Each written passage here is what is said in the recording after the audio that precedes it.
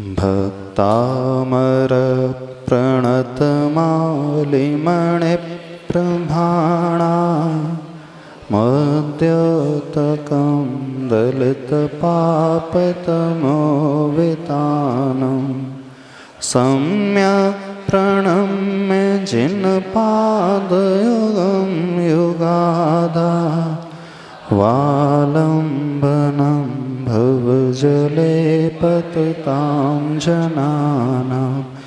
देवादिदेव अतिशयकारी श्री आदिनाथ भगवान की, देवादिदेव श्री चिंतामणि पार्श्वनाथ भगवान के, पूज्य आचार्य प्रवर श्री मानतुंग स्वामी महाराज के, गुरुनाम गुरु आचार्य भगवान श्री ज्ञान सागर जी महाराज के, संत श्रोमणी आचार्य भगवान गुरुदेव श्री विद्यासागर जी महाराज के,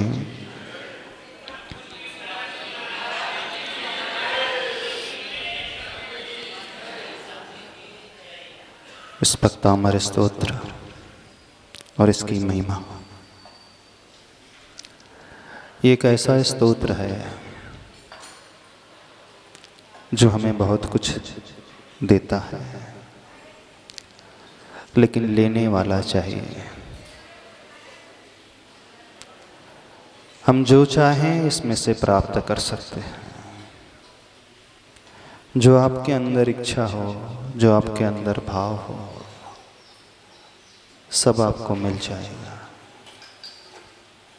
जो आपने कभी कल्पना की हो, मन में किसी प्रकार का कोई संकल्प लिया हो, वह भी इस भक्ति से प्राप्त हो जाता है। भक्ति का मार्ग एक ऐसा मार्ग है जो हमारे परिणामों को भी संभालता है। खासकर जब हमारे मन में अशुभ विकल्प पैदा होते हैं बहुत ज़्यादा। कई बार ऐसी परिस्थिति निर्मित होने लगती है कि व्यक्ति के मन में इधर उधर के विचार अपने आप ही आने लगते हैं। न चाहते हुए भी इधर उधर के भाव पैदा होने लगते हैं। कभी कभी व्यक्ति बहुत ज़्यादा नेगेटिविटी से घिर जाता है, बहुत ज़्यादा निराशाओं से घेरने लगती है। खासकर आप श्रावकों के लिए कह रहे हैं, जब आपकी ज़िंदगी में कुछ ऐसे क्षण उत्पन्न हो जाएं जो आपको अंदर से हिला करके रख दें, ऐसे प्रसंग उपस्थित हो जाते हैं, घटित हो जाते हैं लाइफ में। व्यक्ति जिसे सोचता भी नहीं वो कुछ हो जाता है। मान लो परिवार में कोई गमी हो जाए, किसी का एक्सीडेंट हो जाए, कोई बहुत भयंकर बीमारी से पीड़ित हो जाए, उस समय व्यक्ति बहुत भयभीत भी होने लगता है, डरने लगता है। कई बार जब बहुत ज़्यादा असफलता ही हाथ में लगे, बहुत मेहनत करने के पश्चात भी, बहुत पुरुषार्थ करने के पश्चात भी सफलता जिंदगी में न मिल रही हो, उस समय आपके मन में कैसे विचार उत्पन्न होते हैं, क्या लगता है? ऐसे भी विचार कई कई लोगों के मन में हो जाते हैं, अब जिंदगी में कुछ नहीं बचा, इससे तो अच्छा मर जाए, बेकार नहीं, सुसाइड ही कर ले तो ज़्यादा अच्छा, आत्महत्या। आते हैं ना विचार, कईयों के मन में आ जाते हैं अपने जीवन काल में।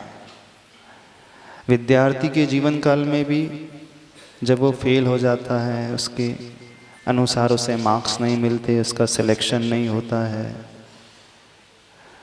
बहुत सारे अटेम्प्ट देने के पश्चात भी मनचाही कॉलेज यूनिवर्सिटी नहीं मिलती है, तो ऐसे भी बच्चे होते हैं, हमने देखे हैं, जो सुसाइड तक का भी कदम उठा लेते हैं। कोटा पढ़ने गए हैं, एंट्रेंस की तैयारी करने हैं, पीएमटी की, जेई की तैयारी करने जाते हैं, लॉ की तैयारी करते हैं, खूब सारी कोचिंग करते हैं, खूब मेहनत करते हैं, और रिज़ल्ट जब मनचाहा नहीं आता है तो एकदम अंदर से हताश हो जाते हैं। और हताशा का ये परिणाम हो जाता है कि वो एक्सट्रीम लेवल तक गलत कदम उठाने की भी सोच लेते हैं, और कुछ बच्चे उठा भी लेते हैं। उठा लेते हैं कि नहीं? सुसाइड कर जाते हैं। कुछ करते तो नहीं है, लेकिन उनके मन में भाव आ जाते हैं। कितने लोगों के मन में आए हैं कभी कभी आत्महत्या के? बहुतों के मन में आए हैं, बताता नहीं है वो, हमें पता है। जब लाइफ में कोई धोखा दे दे, है ना, कोई पार्टनर धोखा दे दे, फ्रेंड धोखा दे दे, बेवफा निकल जाए, तो भी होता है कि हो जाता है। कुल मिलाकर के बात ये कह रहे हैं, जब जब हमारे मन की बहुत अधिक प्रतिकूल होने लगता है, उस समय वो अंदर से एकदम टूट जाता है। और जब वो टूट जाता है तो कुछ भी करने को तैयार हो जाता है। जानता है कि नहीं करना चाहिए, उसकी दृढ़ धारणा है कि गलत है, हमारे योग्य नहीं है, परिवार के योग्य नहीं है, प्रतिष्ठित परिवार है, प्रतिष्ठित कुल के हैं, ऐसे कार्य नहीं होना चाहिए, फिर भी वो इस प्रकार के कदम उठाने की सोच लेते हैं। जब जब ऐसा परिणाम आप लोगों के भीतर किसी भी कारण को लेकर के उपस्थित होता है, तो आप लोग अपने आप को कैसे संभालते हो? हम पूछना चाहते हैं आपसे। कैसे संभालते हो? संभालते भी हो कि नहीं? छोड़ देते अब जैसा होना होगा? नहीं संभालते। तो उसका तरीका सबसे अच्छा बताते हैं, क्योंकि हर एक की जिंदगी में ऐसे मोड़ आते हैं। ऐसा कोई भी व्यक्ति नहीं होगा जिसके जीवन में ऐसे मोड़ ना आते हो, चाहे वो छोटा हो, बड़ा हो, यहाँ तक कि 70 साल का भी हो जाए ना, 70 साल के व्यक्ति के जीवन में भी ऐसी घटनाएं घट जाती हैं, ऐसे मोड़ आ जाते हैं कि उनके मन में भी ऐसे विचार आ जाते हैं। कोई दादाजी होंगे, बब्बा होंगे, दादी होंगी, नाना होंगे, नानी होंगी, उनके मन में भी आ जाते हैं, कुछ ऐसा उनके साथ हो जाता है। तो आप कैसे संभालते हो अपने आप को? कोई रास्ता है आपके पास संभालने का? आज एक रास्ता आपको बताते हैं, वो तरीका बताते हैं। जब जब ऐसे बुरे विचार आपके ऊपर हावी होने लगे, वे विचार आपको घेर ले अंदर ही अंदर, अंदर ही अंदर, एकदम आप ये सोचे कि अब कुछ नहीं बचा जीवन में,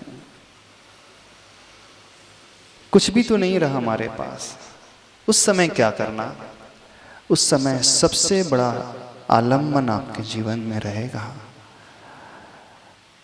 प्रभु की बहुत अच्छे भावों से स्तुति करो, भक्ति करना सीखो, भावों को समझ करके, जोर जोर से बोल बोल करके, पढ़ पढ़ करके, और एकांत में बैठ के करो तो और अच्छा। जब मंदिर में कोई नहीं रहता हो, अथवा घर में कोई नहीं रहता हो, अथवा घर में कमरा हो पूजा का, जहाँ आपको कोई डिस्टर्ब करने वाला ना हो, कोई कुछ कहने वाला ना हो, अथवा मंदिर के ऐसे कोने वाले स्थान में, ऐसी बेदी में प्रभु के सम्मुख बैठ कर के बहुत अच्छे से भक्ति करो, जोर जोर से बोल करके। उससे क्या फर्क पड़ेगा? आप अंदर से बहुत अलग ही उत्कृष्ट भावों से, उत्कृष्ट ऊर्जा से भरने लगो। एक ऐसी एनर्जी अपने भीतर स्वतः ही पैदा होने लगेगी, और वो एनर्जी आपको बहुत बड़ा संबल देगी।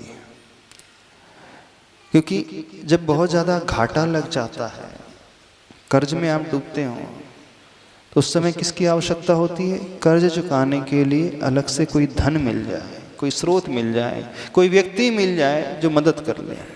ऐसे ही जब अंदर ही अंदर वो घाटे में आने लगे परिणामों के माध्यम से, उस समय सबसे ज़्यादा आवश्यकता तो होती है हमें एक पॉजिटिव वाइब्स की, पॉजिटिव वाइब्रेशन की, एक पॉजिटिव ऊर्जा की, क्योंकि हम उसे नहीं बदल सकते, उन परिस्थिति को नहीं बदल सकते, वो हमारे हाथ में नहीं होती, किसी के हाथ में नहीं होती। कर्म का उदय है, परिस्थिति पैदा हो गई, निर्मित हो गई, हम चाहते हैं कि बदल जाए, लेकिन वो परिस्थिति नहीं बदलेगी।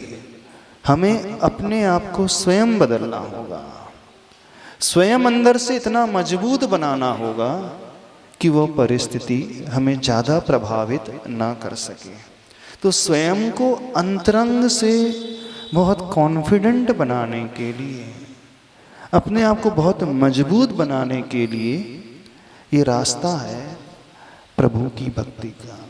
अब आप तुरंत प्रश्न करोगे, महाराज जी हम तो रोज भक्ति करते हैं, रोज पाठ करते भक्तामृत का, करते हो ना? कितने लोग रोज पाठ करते भक्तामृत स्तोत्र का? कितने लोग कल्याण मंदिर का पाठ रोज करते हैं? बहुत सारे। तो आप कहो कि महाराज जी हम तो रोज पाठ करते हैं, हमें तो कुछ होता ही नहीं ऐसा। आपको कोई फर्क पड़ता है भक्ति करने से? फर्क पड़ा किसी को? कोई लाभ हुआ किसी को?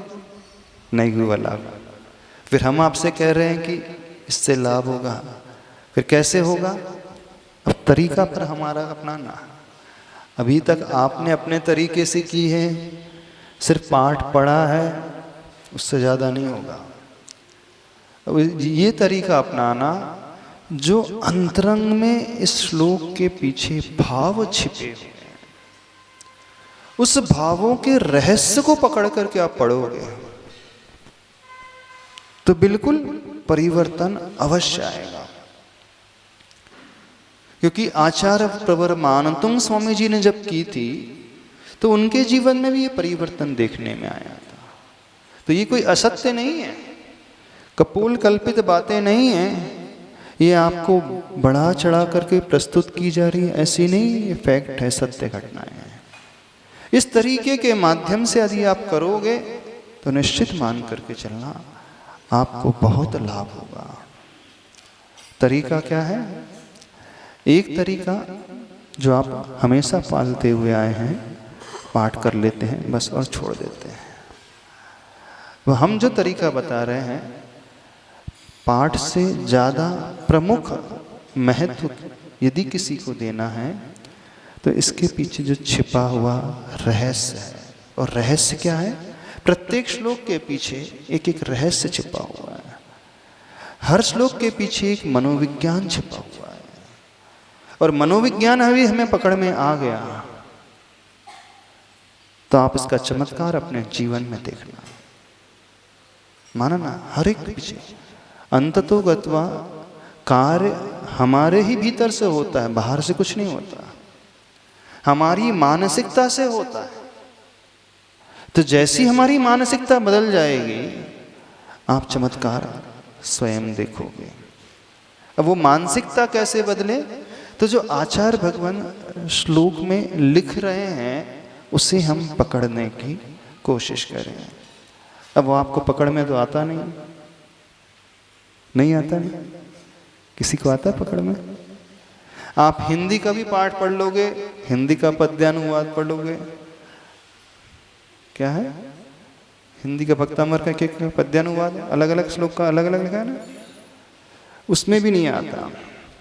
तो कैसे करना, अब हम उस रहस्य को आपको समझा रहे हैं, ठीक है?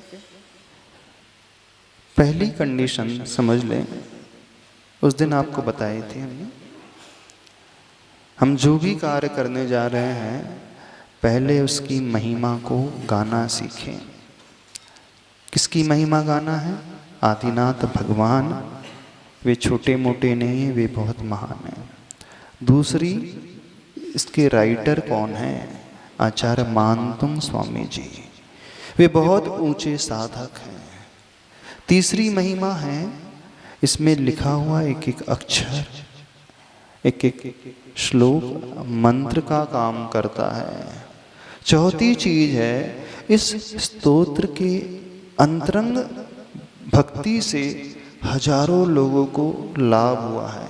यानी एक हमारा ये माइंडसेट तैयार हो जाए, हम कोई सामान्य कार्य करने नहीं जा रहे हैं, हम विशेष कार्य करने जा रहे हैं। कि अभी तक माइंडसेट में ये बैठा है, सबके माइंडसेट में क्या बैठा है, हम तो रोज पढ़ते हैं, कुछ होता जाता तो है नहीं। इतने पहले ही कदम में आपने एक नेगेटिविटी ला ली, कुछ होता जाता तो है नहीं, हमने इतने साल से पढ़ करके देख लिया। अब पहला आपका ये भाव आया, अब उसके बाद जो भी आप पढ़ोगे ना, तो अंतरंग में आपका मन कहेगा होना जाना तो कुछ नहीं, पढ़ लेते। अब देखना, यानी आपने पहले ही दरवाजे बंद कर दिए, और किसी ने नहीं किए, स्वयं ने कर दिए।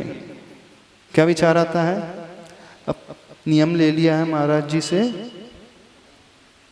तो पढ़ रहे हैं। कितने लोगों ने नियम लिया है पढ़ने का, भक्तामर स्तोत्र का? कितने लोगों का कल्याण मंदिर का नियम है? तो आप लोग क्यों पाठ करते हो? नियम पालने के लिए। अंतर समझना। आप लोग क्यों पाठ करते हो? नियम पालने के लिए, क्योंकि महाराज जी से नियम लिया है। कोई कल्याण नहीं होगा। कर रहे भगवान की स्तुति ही है। क्यों कर रहे हो बात समझो। आदिनाथ भगवान की भक्ति कर रहे हो, गुणानुवाद कर रहे हो, भक्ति कर रहे हो, सब कुछ कर रहे हैं। कर क्यों रहे हो? नियम लिया इस कारण कर रहे हैं।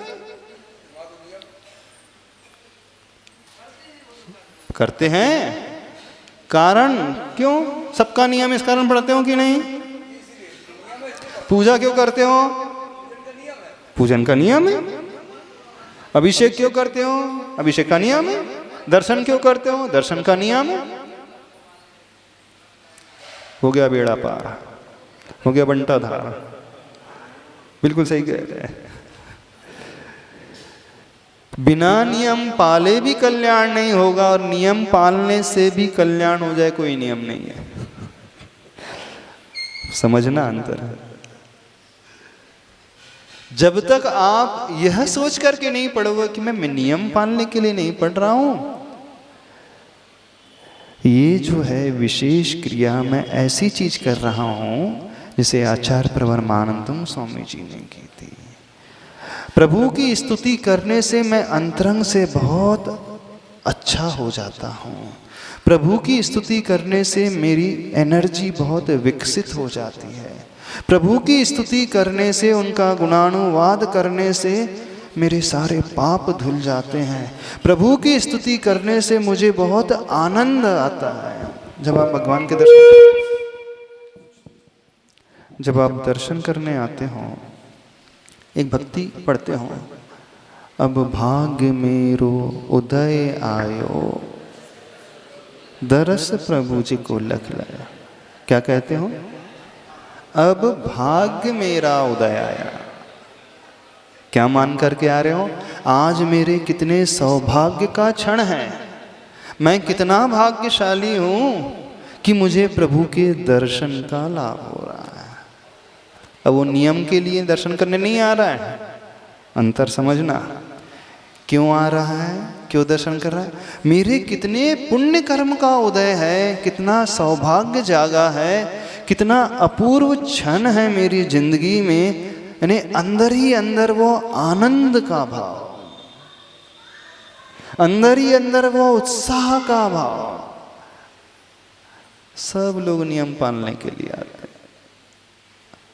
इस कारण हम कहते हैं, कई लोग कहते हैं अब वो क्या करें, महाराज जी ने नियम दे दिया था तो पाल रहे हैं, अथवा उनके कहने पे हमने ले लिया था, सब जन ले रहे थे तो हमने भी ले लिया,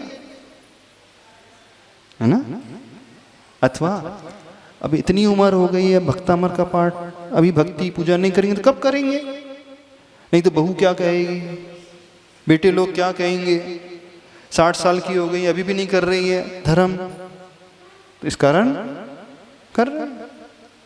अथवा जैन कुल में पैदा हो गए हैं तो जन्म से मम्मी पापा ने आदत डाल दी थी, रोज मंदिर जाना है, बिना चंदन लगाए भोजन नहीं मिलेगा, चाय नहीं मिलेगी, दूध नहीं मिलेगा। इस कारण पहले मंदिर फिर बाद में नाश्ता मिलेगा, चाय मिलेगी, इस कारण आप लोग क्यों पढ़ रहे हो?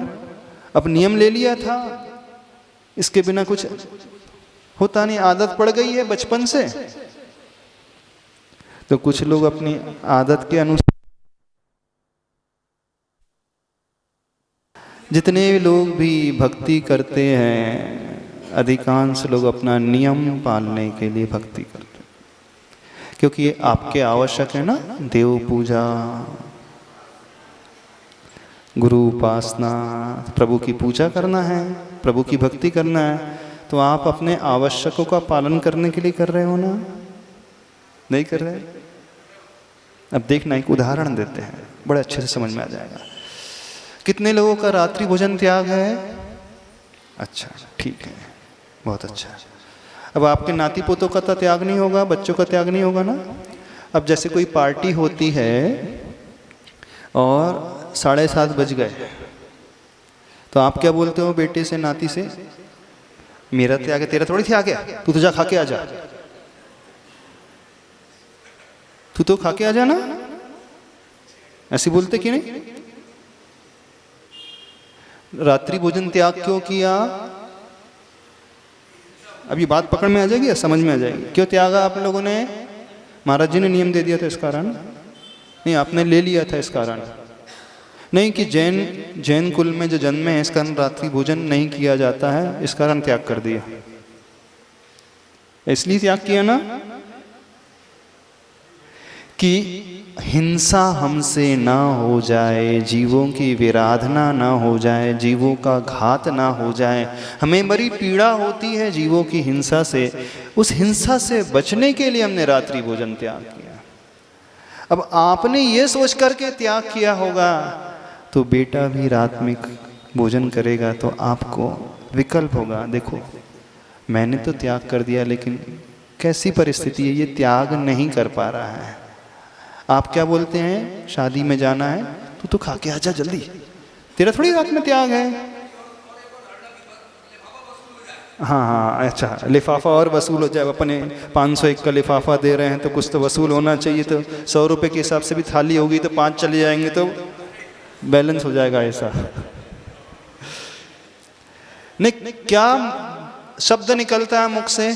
जितनी भी दादी हैं, माँ हैं, पिता हैं, जब आपके नाती पोते भोजन करते हैं, अब आप कहो कि हमारे जी उनका त्याग थोड़ी है, वो तो खाएंगे, हम ये नहीं कह रहे उनको नहीं खाएंगे, वो रात्रि भोजन करते हैं और आप उन्हें बड़े प्रेम से भेजते हैं, फोर्स करके भेजते हैं। वहाँ पे रात की शादी है ना, 8 बजे शुरू हो गई रिसेप्शन की पार्टी, तो तुम्हारा तो त्याग नहीं, तुम तो जाके अच्छे से खाओ। ये शब्द निकलते हैं कि अब देखो रात में भोजन करना पड़ रहा है। अंतर समझना, अंतर समझना। अधिकांश लोग क्या बोलते हैं, तुम्हारा त्याग नहीं है, तुम तो खा सकते हो, खाओ बढ़िया। लेकिन जो ये सोच करके त्यागेगा वो दूसरे को देख करके भी अंदर से व्यथित होगा कि देखो त्याग नहीं कर पा रहा है। माँ उससे भोजन कराएगी, घर में भी आएगा तो रात को भोजन कराएगी, मना नहीं है, नहीं कराएगी। घर में आते हैं रात को 10 बजे आएंगे, 9 बजे आएंगे, किसी का त्याग नहीं है तो हो सकता है माँ उसे भोजन भी कराती है, लेकिन कराते हुए वह उसकी अंतरंग से प्रशंसा नहीं करेगी, वो अंतरंग से ये सोच करके कराएगी देखो परिस्थिति ऐसी है कि वो त्याग नहीं कर पा रहा, यानी परोसते हुए भी उसे मन में विकल्प होगा। यदि सही रूप से समझ करके त्याग किया होगा तो ये भाव होंगे, और नहीं है तो अनुमोदना भी होती चल जाए। तो इसका अर्थ है सही रूप से समझ करके लोग जो हैं धर्म की क्रियाएं नहीं करते हैं, प्रभु की भक्ति भी नहीं करते हैं। तो जब जब आप भक्तामर पढ़ते हैं तो अंदर ही अंदर आह्लाद से भरते हैं, गदगद भाव से भरते हैं, यह सोचते हैं कि आज मेरे कैसे पुण्य कर्म का उदय आया है कि मुझे प्रभु की भक्ति का सौभाग्य मिल रहा है, आदिनाथ भगवान को मैं स्मरण में कर रहा हूँ। ये भाव आते हैं कभी? अधिकांश लोग नियम के लिए मजबूरी में अब आकर के बैठ गए हैं, आदत पड़ गई है जन्म से, माँ बाप ने आदत डाल दी है, इसलिए जैन कुल में पैदा हुए, इसलिए करते हुए भी फल नहीं मिलेगा। समझना इस बात को, पकड़ना इस बात को। क्यों फल नहीं मिलता है? रहस्य पकड़ो। यानी हर क्रिया करते समय अंतरंग में आनंद पैदा हो। आभार मान करके पाठ करे, भार मान करके न करे, है ना? अधिकांश लोग भार मान करके भक्ति करते हैं। एक नियम का भार है, एक कुल का भार है, एक आदत का भार है, एक गुरु का भार है, एक माता पिता का भार है, एक लोभ का भार है, और एक लोग क्या कहेंगे इसका भार है। आभार मान करके कितने लोग करते हैं बताइए? यानी जब भी भक्ति हो, जब भी नमोकार की माला हो, जाप हो, जब भी प्रभु की पूजा हो, जब प्रभु का अभिषेक हो, जब शांति धारा हो, स्वाध्याय हो, सामायिक हो, प्रवचन सुनना हो, क्लास अटेंड करना हो, भार मान करके, आभार मान करके कहोगे तो आभार मान करके, लेकिन करोगे भार मान करके। समझना गलती कहाँ हो रही है। यानी जीवन भर व्यक्ति करते हुए भी कुछ नहीं पाता है, करता सब कुछ है, हर एक व्यक्ति करता है। प्रतिदिन आप करते हैं। अब हाथ खड़े करो, कितने लोग आभार मान करके करते हैं? करने के पूर्व में ये भाव आ जाए, अब भाग्य मेरो उदय आयो। जो आप पंक्तियां कहते हो भक्ति की, उसके अर्थ को भी नहीं समझते। स्वीकारते हो, आज मेरे भाग्य का उदय है, आज मेरे भाग्य का उदय है कि आहार दान देने का सौभाग्य मुझे मिल रहा है, आज मेरे भाग्य का उदय है, आज मेरा जीवन धन्य हो रहा है कि गुरु की भक्ति कर रहा हूँ, प्रभु की भक्ति कर रहा हूँ। बस ये भाव आते ही आप जीरो से हीरो बन जाओगे, फर्श से अर्श पर पहुंच जाओगे, शिखर पर पहुंच जाओगे, तलहटी से एकदम शिखर पर पहुंच जाओगे, चोटी पे पहुंच जाओगे, और बिना इसके आप नीचे ही रहोगे। समझो इस बात को। कैसे लाभ प्राप्त होगा? बस इस तरीके को अपनाने से। चले अपन आगे बढ़े। कोई संदेह तो नहीं आपको? क्वेश्चन तो नहीं? यदि हो तो पूछ लेना। तो आज तक की आपकी सारी भक्ति, आज तक के आपके सारे नियम कहीं शून्य तो नहीं हो गए? हाँ महाराज जी नमस्ते। हाँ, एक प्रश्न है कि मान लो नियम मानकर भी किए हों तो बिल्कुल ही निष्फल रहेंगे क्या? नियम मान करके किए हो तो बिल्कुल भी नहीं, निष्फल तो नहीं रहेंगे। जहाँ 100% आना था वहाँ 35 मार्क आएंगे, बस इतना ही होगा। नमस्ते। जहाँ वो डिस्टिंक्शन में पास होने वाला था, टॉप करने वाला था यूनिवर्सिटी में, वो पासिंग मार्क लेकर के आएगा। थोड़ा बहुत लाभ तो मिलेगा। क्यों मिलेगा? क्योंकि आप उनसे बहुत अच्छे हों, जो घर में बैठ कर के टीवी देखते रहते हैं, जो घर में बैठ कर के भोजन पानी में ही लगे रहते हैं, जो सोने में ही लगे रहते हैं, जो दुकान खोल कर के बैठे रहते हैं, जो दुनिया की पंचायत में ही लगे रहते हैं, संसार के मोह जाल में ही उलझे रहते हैं। उनसे कंपैरेटिवली बेटर हों, आप अच्छे हों, उस अपेक्षा से तो मिलेंगे अच्छे। लेकिन जो उद्देश्य की बात है, सवेरे भी क्लास चल रही है, हम एक ही बात आपसे कह रहे हैं, purpose of life, purpose of भक्ति, पर्पस ऑफ पूजा, पर्पस ऑफ जाप, पर्पस ऑफ आपकी सामायिक, पर्पस ऑफ शांति धारा, पर्पस ऑफ अभिषेक, पर्पस ऑफ त्याग, पर्पस ऑफ दान। सबका उद्देश्य पहले पकड़ना सीखो। और जिसके भीतर ये प्रश्न उठ गया, उद्देश्य क्या है, उसकी हर क्रिया समीचीन हो जाएगी, उसकी हर क्रिया सम्यक हो जाएगी। आप छोटी भी क्रिया करोगे, थोड़ा भी समय दोगे, वो समीचीन माना जाएगा, फल को देने वाला माना जाएगा। और बिना उद्देश्य समझे हुए जिंदगी जीते चले जाओ, भवो भवो से करते चले जाओ। पहली बार आदिनाथ भगवान की भक्ति कर रहे हैं ऐसा नहीं, भवो भवो से भक्ति की है, भवो भवों से अभिषेक किया है, भवो भवों से पूजा करते हैं। कई बार आदिनाथ भगवान जैसे तीर्थंकर भवो भवों में मिले हैं, कई बार गुरु मिले हैं, बिना उद्देश्य समझे सब कुछ किया है। उद्देश्य ही नहीं समझा आज तक, और उद्देश्य समझे बिना जो भी किया जाएगा वह प्राय निष्फल ही होगा। मिलेगा तो थोड़ा बहुत मिलेगा, ज्यादा लाभ नहीं होगा। समय सार में आचार्य भगवान कहते हैं, धम्मम भोग निमित्तम नदतोकम मक्षय निमित्तम सद्दह दी पत्ते दी रोचे दी फासे दी। श्रद्धा भी करता है वो, रुचि भी करता है, स्पर्श भी करता है, कार्य भी करता है, अनुभव भी करता है, प्रतीति भी करता है, उससे प्रीति भी करता है, लेकिन भोगों के निमित्त धर्म करता है, न कि कर्म क्षय के लिए करता है, न कि आत्म कल्याण के लिए करता है। इसी कारण श्रावक तो छोड़ दो, मुनि के लिए कहा जा रहा है। ढेर लग गए पिछी कमंडल की सुमेरु पर्वत के बराबर, तो भी कल्याण नहीं हुआ। ढेर लग गए आपके अभिषेक के कलशों के, समुद्र भर जाएगा, इतना अभिषेक किया होगा प्रभु का। पूरे दुनिया का अनाज इकट्ठा कर दो, इतना द्रव्य चढ़ाया होगा, तो भी कल्याण नहीं हुआ होगा। ढेर लग गए भवो भवों से करते हुए, भक्ति करते हुए आपकी जिह्वा थक गई होगी। संसार में जितनी स्याही है ना वो कम पड़ जाएगी लिखने यदि जाओ तो। कई बार भक्ति की, लेकिन क्यों नहीं, हर बार भार मान करके, आभार मान करके नहीं किया, बिना उद्देश्य के किया है। उद्देश्य समझ करके करते हैं। कितने लोग यहाँ पे उद्देश्य समझ करके आते हैं? शब्दों में कहना नहीं, उसकी बात नहीं कर रहे हैं हम, अंतरंग से कह रहे हैं।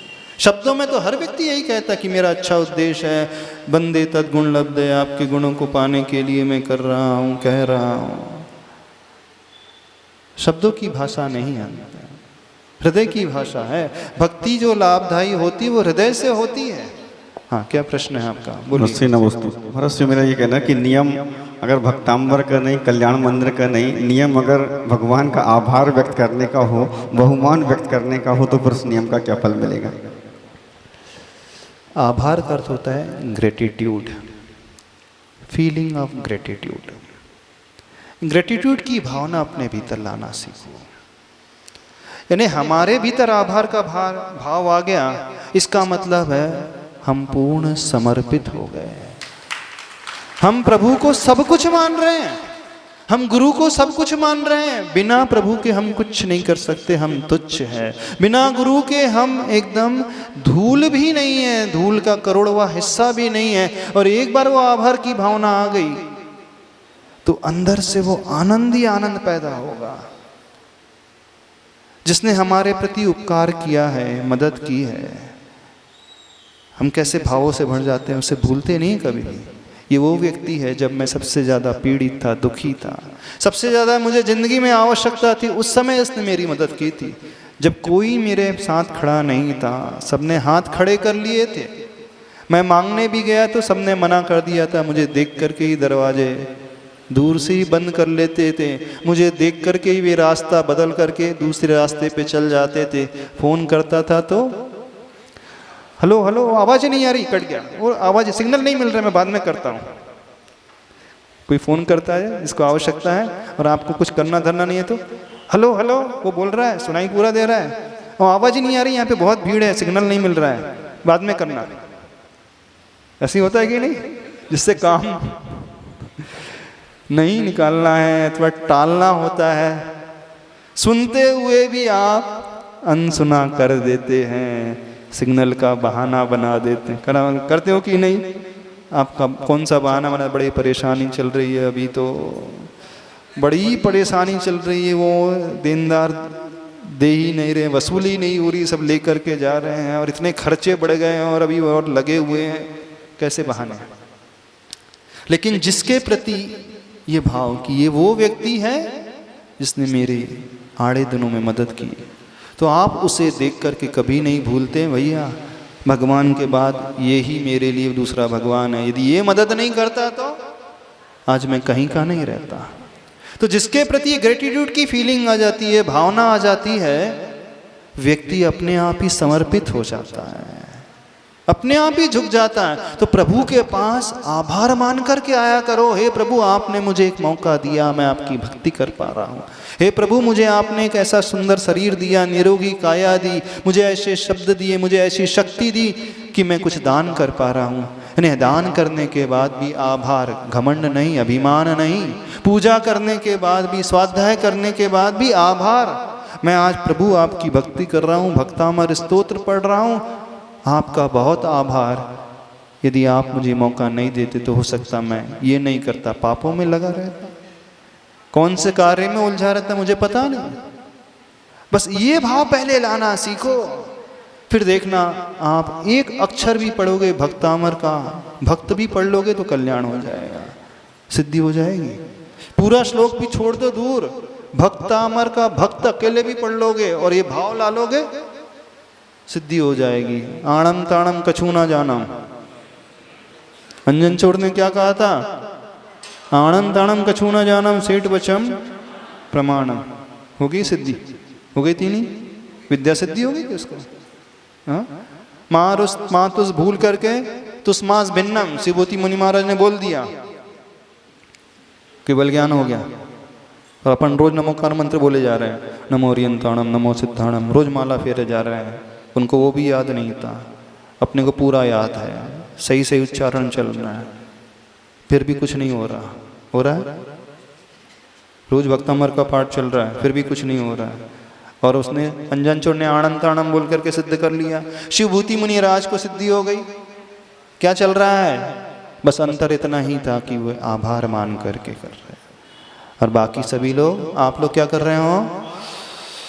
भार। वो महाराज जी आ गए हैं, चतुर्मास की स्थापना कर ली है, तो अब तो आना ही पड़ेगा, नहीं तो महाराज जी क्या सोचेंगे, है ना? क्या सोचेंगे महाराज जी? पहली बार 18 वर्षों के बाद मौका मिला है आचार्य श्री के आशीर्वाद से, तो अब थोड़ी शहपुरा की बचा करके भी रखना है। किस बात से बचा करके भी रखना है कि नहीं? तो हमने बहुत बड़े बड़े तारीफ के पुल बांधे थे, कल्याण मंदिर समूह में इतने सारे युवा हैं और इसमें इतने सारे नवयुवक समझते हैं, इतना बड़ा बालिका मंडल है, इतनी बड़ी महिला परिषद है, फलाना है, दिखाना है। समझ में आ रहा है? अंतर पकड़ने की कोशिश करो। जिसने इसे पकड़ लिया सब कुछ बदल जाएगा, सब कुछ बदल जाएगा। और जिसने इसे नहीं पकड़ा, सब कुछ करते हुए भी कुछ नहीं मिलेगा। आज तक क्या करते आए हो? क्या करते आए हो? सही सही बताओ। आभार मान करके भक्ति की, गुरु के प्रति आभार का भाव आता है कि भार का भाव आता है? जब स्वाध्याय करते हो, जब क्लास अटेंड करते हो, भार मान कर कि आभार मान? शब्दों की नहीं कह रहे हो, शब्दों से तो हर व्यक्ति यही कहता है। कौन नहीं कहता है? आप तो अपने शत्रु के सामने भी उसकी तारीफ करने लगे, हाँ क्या अच्छा है। शब्दों के माध्यम से तो आपको पता है मर करके नरक ही गया होगा। ये इतना पापी था, इतने लोगों के पैसे खाया है इसने, इतने लोगों को कष्ट दिया है, इतने लोगों को इसने लूटा है, कोरोना काल में लूटा है, खूब पैसे कमाया है, अब उसका मरण हो गया। शोक सभा में क्या बोलोगे? महान आत्मा, स्वर्गवासी, बहुत सेवा भावी थे। ऐसे सेवा भावी मिलना तो बड़ी दुर्लभता से होता है। ऐसी महान शख्सियत समाज की आज विदा हो गई। उसके तिया में, उसकी तेरही में हम अपनी शोक सभा में अपने शब्दों को अभिव्यक्त करते हैं, भी करते हो। जबकि आपको पूरा विश्वास है ऐसा व्यक्ति जो है नियम से नरक गया होगा। नियम से, क्योंकि इसने जिंदगी में किसी की मदद आज तक नहीं की। इस जैसा कंजूस कोई नहीं, 1 रुपए का दान नहीं दिया। और लेने की बारी है तो ले और लिया है। हाँ, मंदिर का श्रीफल और चढ़ा दिया, क्योंकि सेठ थे, क्या करे, कमेटी वालों को बुलवाना पड़ता था बार बार में। जब भी कोई कार्यक्रम हो तो कमेटी वालों को बुलवाना पड़ेगा, आइए सेठ जी, नगर सेठ जी, श्रीफल चढ़ाइए। तो मंदिर का श्रीफल और चढ़ा दिया। दान तो 1 रुपए का नहीं दिया होगा आज तक, फिर भी आप शोक सभा में क्या कहते हैं? क्या कहते हैं? महान व्यक्ति थे, बहुत अच्छे धार्मिक व्यक्ति थे, सरल सहज स्वभावी व्यक्ति थे। हाँ, है ना? सरल सहज स्वभावी व्यक्ति इतने अच्छे व्यक्ति थे। आज समाज को अपूर्व क्षति हुई है, बड़ा दुख है। अंदर ही अंदर बोल रहे होंगे बहुत अच्छा चला गया तो एक भार और कम हुआ होगा समाज से। माइक से बोलो, माइक से बोलो थोड़ा सा, थोड़ा हम भी तो जाने यहाँ की शोक सभा में क्या क्या चलता है। हाँ हाँ, नहीं अरे बोला, अरे बोला, क्या बात है। गोपाल जी आप बोल दो, आप बोल दो। हाँ चलो बोल तो दो। हाँ हाँ, नहीं पता तो देखो, वास्तविकता का ज्ञान होना चाहिए। हाँ हाँ, आप किसी और के लिए नहीं बोल रहे हैं। हाँ महाराज जी, उनको भव्य आत्मा, दिव्य आत्मा, और आपके बिना समाज को अपूर्ण क्षति हुई है, आपकी क्षति को पूरा नहीं किया जा सकता। और ऐसे बहुत बड़े बड़े विशेषण के इस माध्यम से, बड़े बड़े लच्छेदार शब्दों में प्रशंसा के पुल, बहुत सारे विशेषण दे करके। महाराज जी मजबूरी है हम लोगों की। महाराज जी इसीलिए अब नियम कर दिया कि कम से कम 3 वक्ता बस बोलेंगे। पहले तो शोक सभा में 10-10 वक्ता बोलते थे और एक ही बात को 10 लोग एक साथ चलते थे। कॉपी पेस्ट करके जैसे व्हाट्सएप में कर दिए थे ना, हाँ उसका लिया, वहाँ से कॉपी फॉरवर्ड करते चले जाते थे, वैसे ही चलता था। हाँ हमें आखिरी बार देना है, चलो पिंड छूटा है, अब क्या करें, अच्छा है दे ही दो अच्छे शब्दों के। महाराज जी कभी कभी तो ये लगता है कि इन जो चले गए उनके लिए क्या बोले, कोई शब्द नहीं रहते, फिर भी बना के बोलना पड़ता है। देखो ऐसे ही तो भक्ति नहीं होती कहीं। अच्छा, लोक व्यवहार निभाते हैं, तो वही तो लोक व्यवहार निभाने के लिए तो आप सब बोल रहे हैं महाराज जी हम तो भार मान करके नहीं, आभार मान करके आ रहे हैं, है ना? लोक व्यवहार निभा रहे हैं कि नहीं यहाँ पर भी? नहीं तो महाराज जी को बुरा लग जाएगा, नहीं लग जाएगा? क्या सोचेंगे आचार्य श्री भी, क्या सोचेंगे आचार्य श्री तक के संकेत जाएंगे, तो ये सोच करके तो नहीं आ रहे हैं। यदि ये सोच करके आ रहे हैं तो कृपया करके कल से कोई भी ना आए। हाँ, कृपया करके कोई भी ना आए यहाँ पर। यदि आप ये मान करके आ रहे हो, क्यों कह रहे हैं? उससे क्या एक संप्रेषण होता है, जो नेगेटिविटी लेकर के बैठता है। मान लीजिए अपन कुछ कह रहे हैं, अपन सोच रहे हैं कि लोगों को अच्छे से समझाया जाए, कई बार ऐसा होता है उसका असर सभा पर नहीं पड़ता। तो उसका एक सबसे बड़ा ड्रॉबैक होता है, उस सभा में कुछ ऐसे लोग हैं बैठे रहते हैं जो अंदर ही अंदर वक्ता को कोसते रहते हैं। हाँ, अंदर ही अंदर कुड़कुड़ाते रहते हैं। जैसे मान लीजिए कुछ लेट हो जाए प्रवचन में, अब उठ करके जा नहीं सकते हैं, सामने बैठे हैं, सुन तो रहे हैं लेकिन अंदर ही अंदर कब छोड़े तो अच्छा है। सही बात है कि नहीं? नहीं यहाँ की नहीं बता रहे, यहाँ तो सब दूध के धुले हैं। यहाँ तो सारे के सारे दूध के धुले हैं। वो तो जब भी चर्चा होती तो दूसरों की होती है, दूसरों की चर्चा होती है। समझने की कोशिश करें कहाँ हम फंस जाते हैं, क्यों लाभ नहीं होता है। तो सबसे निवेदन है, भार मान करके कभी धर्म ना करें, भार मान करके कभी भक्ति ना करें, नियम का पालन करने के लिए कभी भक्ति ना करें, आदत के अनुसार कभी भक्ति ना करें। लाद दिया गया है आप पर, माता पिता ने कह दिया है, अथवा लोग क्या कहेंगे ये मान करके भक्ति ना करें, अथवा एक रूटीन में बैठ चुका है। सबसे ज़्यादा व्यक्ति के रूटीन में बैठ जाता है, आदत में शुमार हो जाता है, और जो हमारे रूटीन में बैठ गया वो सब शब्द की यात्रा चलती है, द्रव्य की यात्रा चलती है, उसमें भाव शून्य हो जाते हैं। भाव कब लगते हैं, भाव कब उत्पन्न होते हैं? जब हम रूटीन से हट कर के कुछ अलग से करते हैं। तो अभी तक आपका भक्तामृत स्तोत्र रूटीन के अनुसार चल रहा है। कल्याण मंदिर रूटीन के अनुसार, पूजा रूटीन के अनुसार, है ना। ए विधि ठाड़े होए के प्रथम पढ़े जो पाठ। अंतिम लाइन कौन सी है? धन्य जनेश, नहीं, अंतिम लाइन कौन सी है विनय पाठ की? मंगल मुहूर्त परम पद। कब शुरू हुआ कब खत्म हुआ पता ही नहीं चला। भक्तामर प्रणत मौली मणि प्रभाना तम्मान तुंग मवसा समुपैति लक्ष्मी। अरे खत्म हो गया, बड़ी जल्दी खत्म हो गया आज भक्तामर स्तोत्र, पता ही नहीं चला। हाँ, ई विधि ठाड़े हो के कि ई विधि आड़े हो के क्या हो गया?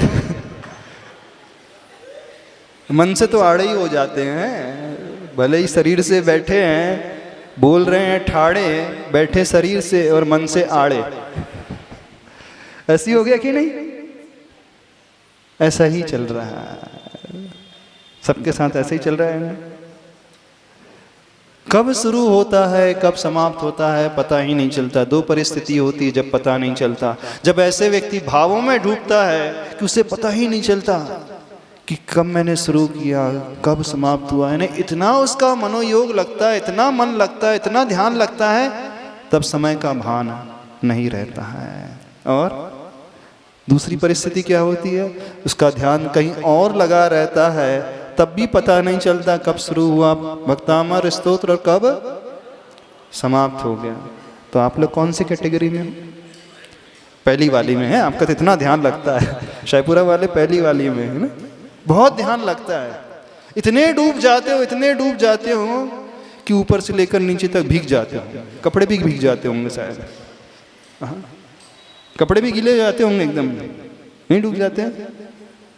कौन आया कौन गया पता ही नहीं चलता है। तो ये तो तरीका है भक्ति का। इस तरीके से क्या होगा? थोड़ा सा अपने भीतर बदलाव लाओगे, रूटीन को बदल दो, बस जो करते आ रहे हैं उस तरीके को बदल दो। इस कारण हम हमेशा कहते हैं रोज एक ही पूजा नहीं करना चाहिए, बदल बदल करके करना चाहिए। अब भक्तामर में ध्यान लगाने का क्या तरीका बताए? रोज सीधा भक्तामर नहीं पढ़ना चाहिए, एक दिन उल्टा पढ़ो। 48 से पहले आओ, 48वें काव्य से शुरू करो और पहले नंबर के काव्य में आ जाओ, देखना आपको उपयोग लगेगा। जब वो भी रूटीन में बैठने लगे, दूसरा पांचवा एक एक छोड़ करके, पहला तीसरा पांचवा सातवां नौवां 11वां 47वां, 2 4 6 8 10 12 ऐसे पढ़ो। हाँ, यत्र तत्रानुपूर्वी पूर्वानुपूर्वी पश्चातानुपूर्वी, 3 विधि बताई है हमारे आगम में। यानी A to लेकर Z, 1 से लेकर 100 तक। दूसरी विधि पश्चातानुपूर्वी, 100 से लेकर 1 संख्या तक आओ। तीसरी विधि यत्र, तो पहले 1 फिर 5वां पढ़ लिया, फिर 10वां पढ़ लिया, फिर 48वां पढ़ लिया, फिर दूसरा पढ़ लिया, फिर 46वां पढ़ लिया। हमें क्रम से कुछ मतलब नहीं, हमें भावों से मतलब है। क्रम से आज तक करते तो आए हो, क्या मिला? क्या मिला बताओ? महत्वपूर्ण क्रम नहीं है, महत्वपूर्ण भक्ति। क्योंकि आचार्य भगवान स्वयं कहते हैं 3 विधि वो कह रहे हैं। यत्र तत्रानुपूर्वी, आगे पीछे पढ़ो, पश्चातानुपूर्वी, पीछे से आगे आओ और आगे से पीछे जाओ। क्योंकि जब कंठस्थ हो जाता है तो उसकी जिह्वा चलती है, आंखें कहीं और होती हैं, हाथ कहीं और होते हैं। देखना, आपका विनय पाठ चल रहा है, थाली भी साफ हो रही है पूजा की बढ़िया, और पुस्तक भी इधर उधर पलट रही आ रही है, द्रव्य सामग्री यहाँ से उठा करके चल रही है, स्वास्तिक भी बन रहा है, और देख भी रहे हो इशारा से वो ला के दे देना, वो पढ़ते भी जा रहे हैं। कितने सारे काम एक साथ, गजब। हम चाह रहे हैं आप जैसी कला हम भी सीख लें,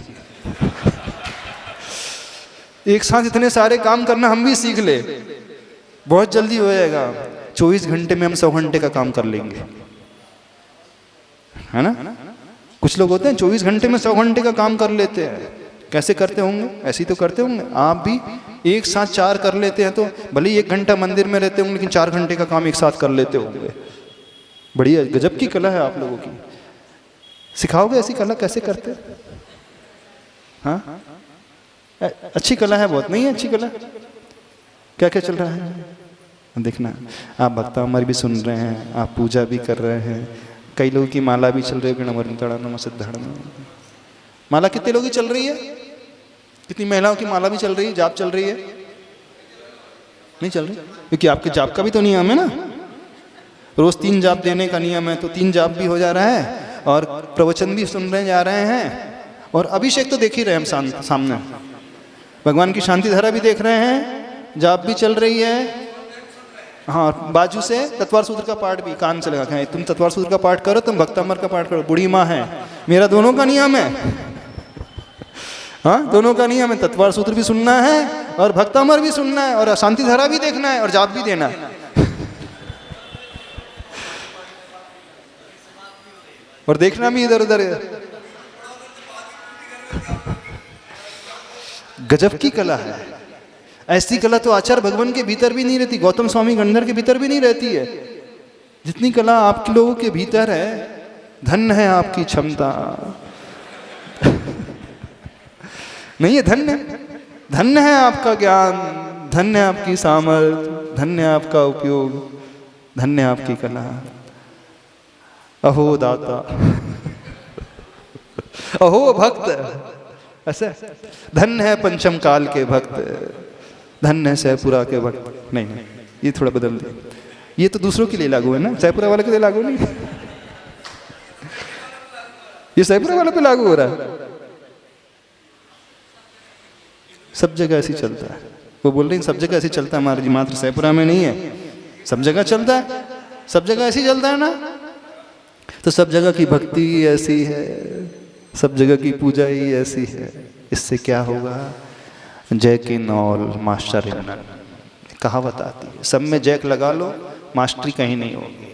इधर थोड़ा ये कर लो, थोड़ा वो कर लो, थोड़ा ये कर लो, 2 नावों में पैर रखोगे कहीं के नहीं रह जाओगे। एक साथ 2 कार्य कभी नहीं हो सकते, एक समय में एक ही उपयोग होता है, एक समय में एक ही योग होता है, या तो मनोयोग होगा, वचन योग होगा, काय योग होगा, अथवा शुभ उपयोग होगा, शुभ उपयोग होगा, शुद्ध उपयोग होगा। एक समय में एक ही क्रिया होगी। अब आप सीधे हाथ से कुछ करोगे, उल्टे हाथ से कुछ करोगे, दाएं आंख से कुछ देखोगे, बाईं आंख से कुछ सुनोगे, दाएं कान से और कुछ सुनोगे, बाएं कान से और कुछ सुनोगे, 6 तो ये हो गए शायद, और हृदय कुछ और है, बहुत सारे, अभी बहुत सारे काम बाकी हैं आपके पास। 2 हाथ है, 2 पैर है, 2 आंखें, 2 नाक के छेद, 2 कान है, 10 तक 10 कर सकते हैं, इतना कर सकते हैं। अभी तो 5 कर रहे हैं, कम ही कर रहे हैं ना,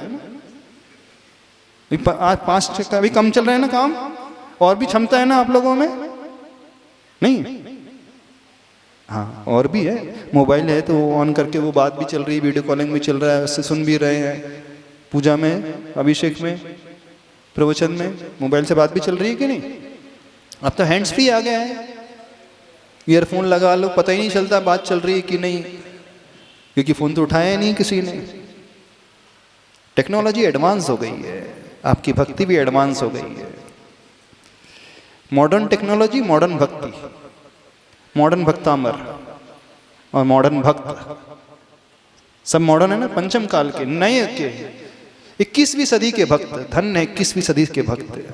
आचार्य मान तुम भी स्वामी भी सोचते होंगे, देखते होंगे क्या हाल बना दिया मेरे भक्तामर का। आदिनाथ भगवान भी जब अपने सर्वज्ञपने में, यानी अपने केवल ज्ञान में देखते होंगे, वे भी आश्चर्य करते होंगे, इतना तो हमने भी नहीं सोचा था, भक्त इतने एडवांस हो जाएंगे।